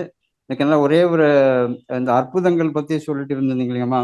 ஆக்சுவலா வந்து இப்போ ரீசெண்டா ஒரு நாசால ஒரு பிக்சர் ஒன்று பார்த்தேன். இப்போ ஒரு புள்ளி தான் ஆக்சுவலா ரொம்ப தொலைவா இருந்து நம்ம கோல்ல இருந்தே பார்க்கும்போது ஒரு புள்ளி, இந்த பிரபஞ்சத்துல பார்க்கும்போது புள்ளியா இருக்கும். பட் இருந்தாலும் வந்து நம்ம மனிதர்களை வந்து நம்ம தான் எல்லாமே பண்றோம், நமக்கு மிஞ்சினி எதுவும் கிடையாது, மாதிரி இப்போ அப்படி இருக்கிறது. பட் பிரபஞ்சம் வந்து அதை எந்த அளவுல இந்த மனிதனுடைய அறியாமைன்னு எடுத்துக்குமா, இல்ல அறிவினுடைய முதிர்ச்சி நிலைன்னு எடுத்துக்குமா, அதை எப்படி அது அது எப்படிங்கம்மா நம்ம எடுத்துக்கிறது? அது மனிதன் எல்லாமே தனக்கு இப்ப விஞ்ஞானத்துல வந்து முதிர்ச்சி அடைய அடைய அடைய அவங்க வந்து தாட்ஸ் எல்லாம் வெளியே போய் நம்ம வந்து மகரிஷி வந்து உள்ள பார்க்க சொல்றாரு. பட் அவங்க வந்து வெளியே போய் தான் டிராவல் பண்ணி இப்போ ஒருத்தர் உலக பணக்காரரே பாத்தீங்கன்னாக்கா எலான் மஸ்க் தான். ஓகே, அவர் தான் வந்து இப்போ செவ்வாய் கிரகத்துக்கு போகணுங்கிற மாதிரி ஒரு பிளான் போட்டு ஒரு 10 வருஷத்துக்கு இவ்வளவு கோடி கோடி செலவு பண்ணி என்ன ஸ்டேட்மெண்ட் கொடுக்குறோம், வாழணும் நாங்க போய் சாகணும்ன்றாரு. அவர் என்ன சொல்ற, நான் உயிரை வந்து செவ்வாய் கிரகம் தான் விட போறேன்றாரு. உலக பணக்காரர் இன்னைக்கு அதாவது இந்தியாவோட 4 மடங்கு சொத்து இருக்கு அவருக்கு. பட் அவருடைய ஏம் என்னன்னாக்கா நான் வந்து அங்க போய் வர்றது அவருக்கு தெரியாது. எப்படி பெறா இங்கிருந்து நிலாவுக்கு போகணுமா, நிலால இருந்து ஒரு சேட்டலைட் ஸ்டேஷன் பண்ணி அங்க அங்க போகணுமா. பட் நம்ம வந்து நம்ம மகரிஷி வந்து இந்த பஞ்சமத்துல உள்ளுக்குள்ளே போயிட்டு வந்தார். அதாவது பிரபஞ்ச ஆற்றலே இல்லை, அங்க போயிட்டு நம்ம போயிட்டு வரோம், டிராவல் 20 மினிட்ஸ்ல போயிட்டு வந்துடுறோம். பட் இவ்வளவு பெரிய அறிவு வந்து ஏன் மக்களுக்கு தெரிய மாட்டேங்குது? இது வந்து இறைவனர் வந்து எப்போ அந்த மாதிரி ஒரு தாட்ஸ் வரும், கொஞ்சம் விளக்குங்கம்மா. வாழ்க வளமுடன். வாழ்க வளமுடன். எல்லாத்துக்கும் தெரியலேன்னு இல்லைங்க ஐயா. நமக்கு முன்னாடி பல நூற்றாண்டுகளுக்கு முன்னாடி இந்த யோகம் அப்படிங்கிறது வந்துட்டு இருக்குது. அதை உணர்ந்தார்கள், விஞ்ஞானிகள் உணர்ந்தாங்க. எல்லாத்துக்கும் உலகுக்கு கொண்டு வந்து இன்னைக்கு கடத்திக்கிட்டே தான் வர்றாங்க. ஒவ்வொரு நூற்றாண்டுகளாக இந்த ஆன்மீகம் அப்படிங்கிறது தலைத்து வளர்ந்து கொண்டேதான் போயிட்டு இருக்குது. அதுல எப்படி இந்த பூமி உலக சுழற்சியில நம்மளும் ஒரு புள்ளிய சுழண்டுகிட்டு இருக்கிற மாதிரிங்க, சாமிஜி நமக்கு ஒரு குருவா கிடைச்சிருக்கிறாரு. இந்த நூற்றாண்டு தந்த மகானாக சாமிஜி நமக்கு கிடைச்சிருக்காங்க. நல்ல கருத்துக்களை நமக்கு கொடுத்திருக்கிறாங்க. அதை பயிற்சி எடுக்கிறதுக்கான வாய்ப்பு நமக்கு கிடைச்சிருக்குது. நம்ம கத்துக்கிட்டத தான் பெற்ற இன்பம் பெருகை வையகம்னு சொல்ற மாதிரி நம்மனால நம்ம உடல்ல உயிர் எந்த அளவு எவ்வளவு காலம் இருக்குதோ அது வரையிலும் எடுத்து செல்லக்கூடிய ஊர்தியாக ஒரு கருவியாக நாம செயல்படணும். அதுதான் மகரிஷியினுடைய எண்ணமே. இத்தனை பேர்த்த உருவாக்கி இருக்கிறாங்க அப்படின்னா எல்லாத்துக்கும் யாராருக்கு தெரியலன்னு நினைக்கிறீங்களோ அத்தனை பேர்த்துக்கும் நீங்க தெரியப்படுத்துங்க. பாமர மக்களாக இருந்தாலும் படிக்காதவங்களா இருந்தா கூட நம்ம எடுத்து சொல்லக்கூடிய அளவு சாமிஜி நமக்கு நிறைய விளக்கங்கள் கொடுத்திருக்காங்க. இப்ப நம்ம எல்லாத்துக்கும் எடுத்துக்கொண்டு போகக்கூடிய ஒரு கருவியாக நாம இருக்கோம். யாருக்குமே தெரியல அப்படிங்கிறது, மனவளக்கலை பத்தி தெரியல, இந்த பிரபஞ்சத்தை பத்தி தெரியல அப்படிங்கிற உணர்வுகளே இருக்கக்கூடாது. எல்லாத்துக்கும் தெரியப்படுத்தக்கூடிய சக்தியாகத்தான் இந்த மகான் நமக்கு நம்மோடு இருந்து இணைந்து இன்றும் வாழ்ந்து கொண்டு இருக்கிறார்கள்னு நான் நினைச்சுக்கிட்டு இருக்கிறேங்க. கண்டிப்பாங்கம்மா. ஒரு சின்ன ஒரு ஜஸ்ட் ஒரு 2 மினிட்ஸ்ங்கம்மா. இப்போ ரீசெண்டா ஒரு டாக்டர் கிட்ட நான் போயிருந்தேன் ஒய்ஃபுக்கு காமிக்கிறதுக்காக. சார் அங்கே செக் பண்ணிட்டு இருக்கும்போது அவர் பெரிய one of the best doctors அப்போல. அவர் பேசிருக்கும் போது அவர் நான் அப்புறம் கேட்டேன், இப்போ வந்து நீங்க வந்து உடலை வந்து உடலா பார்ப்பீங்களா மெட்டீரியலா பார்ப்பீங்களா அப்படி கேட்டு அப்புறம் அவர் ஆர்குமெண்ட் அவருக்கே திருப்பினேன். இப்போ நீங்க எல்லாம் படிச்சிருக்கீங்க, நீங்க உங்க உடம்பை பத்தி உங்களுக்கு தெரியுமா? தெரியாது. ஆனா நீங்க வந்து இன்னொருத்தக்கிட்ட தான் இப்போ காமிக்கணும். ஆனா நம்ம வந்து இந்த மகரிஷி வழியில கொஞ்சம் எக்ஸ்பிளைன் பண்ண அவர் வந்து நம்ம ஏன் டாக்டர்கிட்ட போகணும், நம்ம உடம்பு தெரியல, நம்ம எல்லாமே நம்மதுன்றோம் நம்ம உடம்பு. பட் நம்ம உடம்புக்கு ட்ரீட்மெண்ட்னா வெளியே தான் போறோம், ஏன் நம்மளை பார்த்துக்க முடியாது? அதுங்கிற மாதிரி ஒரு பாயிண்ட் எடுத்து வச்சேன். அவர் வந்து ரொம்ப இது வருது. பட் வந்து அவங்க இதுவே வந்து மெட்டீரியலிஸ்டிக் தான். ஒரு ஹியூமன் பாடியை வந்து ஒரு அற்புதம் மாதிரி பார்க்கலாம். அவங்க செல்லுகள் எல்லாம் பேசுறாங்க, பட் இருந்தாலும் அது ஒரு பொருள். ஒரு என்ன சொல்றது, ஒரு காரு பஸ்ஸுங்கிற மாதிரி இது ஒரு பொருள் அங்கிற மாதிரி. அதை வந்து அதுக்கேற்ற மாதிரி அது கெமிக்கல்ஸ் போட்டு அது டிசீஸ்க்கு ஏற்ற பிறகு அது கெமிக்கல் ரியாக்ஷன் கிரியேட் பண்ணி மெடிசன்ஸ் வந்து கொடுத்து அந்த கியூர் பண்றாங்க. அதான் சொன்ன. பட் அவர் எடுத்துக்கிற மாதிரி அவங்களே இன்னும் வந்து சரியா விளங்கல. நம்ம அந்த சித்தாங்க மாதிரி ஓரளவு தெளிவு வந்துருச்சு. பட் இந்த அலோபதிங்கிறது வந்து அவங்க ஸ்டில் ஒரு மெட்டீரியலிஸ்டிக் தான் பாக்குறாங்க. வாழ்க வளமுடன். நம்ம நன்றிங்கம்மா. நன்றி நன்றி ரமேஷ். நன்றிங்க. படிச்சவங்கள நிறைய பேர் இன்னைக்கு சொல்றாங்களேங்க ஐயா, எந்த நோயும் குணப்படுத்த முடியலன்னு நீங்க யோகாக்கு போங்க அப்படின்னு நிறைய அன்பர்கள் கண்டிப்பா நிறைய பண்றாங்க. அந்த மாதிரி நல்ல மருத்துவர்களும் இருக்கிறாங்க, புரியாதவங்களும் இருக்கிறாங்க. வாழ்க வளமுடன். வாய்ப்புக்கு நன்றிம்மா. வாழ்க வளமுடன். வாழ்க வளமுடன். நன்றி. வாழ்க வளமுடன். அடுத்ததாக உமையாள் அவர்கள் வாழ்க வளமுடன்மா, அம்மாட்ட பேசலாமா? சரிங்க. வாழ்க வளமுடன் ஐயா. வாய்ப்புக்கு நன்றிங்க ஐயா. வாழ்க வளமுடன் அம்மா. வாழ்க வளமுடன் அம்மா. நீங்க நல்லா நிறைய இது சொன்னீங்கம்மா. அந்த வானத்துல இருக்க நட்சத்திரங்கள் ஒவ்வொன்னையும் பார்த்த ஒவ்வொன்றுமே அற்புதம் அப்படின்னு சொன்னீங்கம்மா. ஒவ்வொரு விஞ்ஞானி கண்டுபிடிச்சது, நியூட்டன் எல்லாமே அற்புதம். ஒவ்வொன்றையும் அப்படியே அற்புதமா பார்க்கணும் அப்படிங்கிற பார்வை இன்னைக்கு கொடுத்துருக்கீங்கம்மா. அதுதான் சிறப்புமா. அதுக்குதான் சொல்றதுக்காக எடுத்தேம்மா. நன்றிங்கம்மா, மகிழ்ச்சிங்கம்மா, வாழ்க வளமுடன்மா. நன்றிங்கம்மா, நன்றிங்கம்மா. வாழ்க வளமுடன். வாழ்க வளமுடன். அடுத்ததாக கனகா கேலக்ஸி A12 வாழ்க வளமுடன். அம்மாட்ட பேசலாங்க.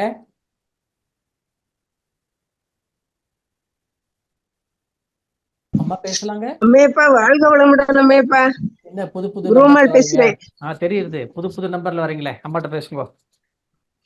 வாழ்க வளமுடன். நான் காசியில இருக்கிறேன் அம்மையப்பா. அப்படியா? சரி, எங்களுக்கு சேர்த்து ஆமா. எல்லாருக்கும் சேர்த்து ப்ரே பண்ணுங்க. எனக்கு, எங்களுக்கு, லீலா அம்மாவுக்கு எல்லாருக்கும் சேர்த்து ப்ரே பண்ணிக்கங்க. எல்லாருக்கும் ப்ரே பண்ணிட்டேன். இன்னைக்கு நீங்க என்னைய வாழ்த்தணும் அம்மையப்பா. பர்த்டே இன்னைக்கு. ரொம்ப சந்தோஷம் அம்மா. நீங்க காசில இருந்து நீங்களே சிவரூபமா இருக்கிறீங்க. எல்லாரும் நீங்க தான் வாழ்த்தணும். மகரிஷி அதனால இன்னைக்கு இப்ப வாழ்த்திடுறேன். இப்ப வாழ்த்த போறேன் எல்லாரையும். அதுல உங்க பேரையும் சேர்த்து கண்டிப்பா வாழ்த்திடுறேன். நீங்க போயிட்டு எங்களுக்கு மெசேஜ் போடுங்க.